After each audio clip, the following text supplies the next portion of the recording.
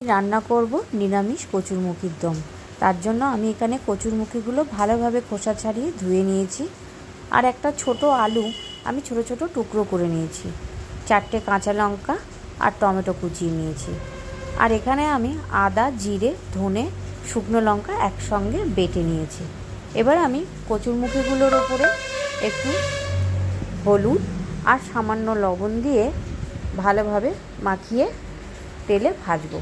এখানে আমি কচুরমুখিটা সিদ্ধ করব না, আমি ভেজেই রান্না করব। এখানে আমি সর্ষের তেল বসিয়ে দিয়েছি। এবার আমি সর্ষের তেলটা গরম হলে এর মধ্যে কচুরমুখিগুলো লাল করে ভেজে নেব। নুন হলুদ মাখানো কচুরমুখিটা আমি দিয়ে দিলাম। এবার আমি এটা ভালোভাবে ভেজে নেব। কচুরমুখিগুলো আমার ভাজা হয়ে গেছে। এবার আমি কচুরমুখিগুলো তুলে রেখে দেব। কচুরমুখি ভাজা তেলের মধ্যেই আমি আলুগুলোকে ভালো করে ভেজে নেব।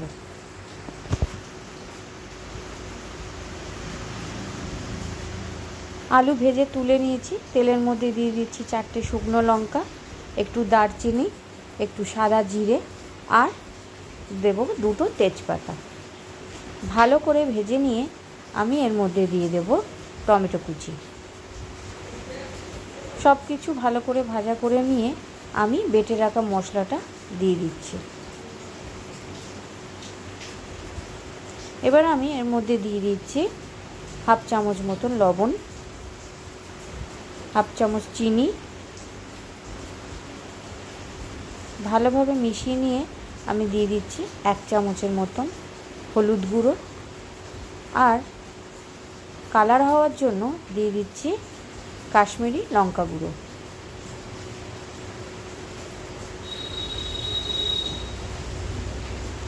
ভালোভাবে মশলাটা কষিয়ে নিয়ে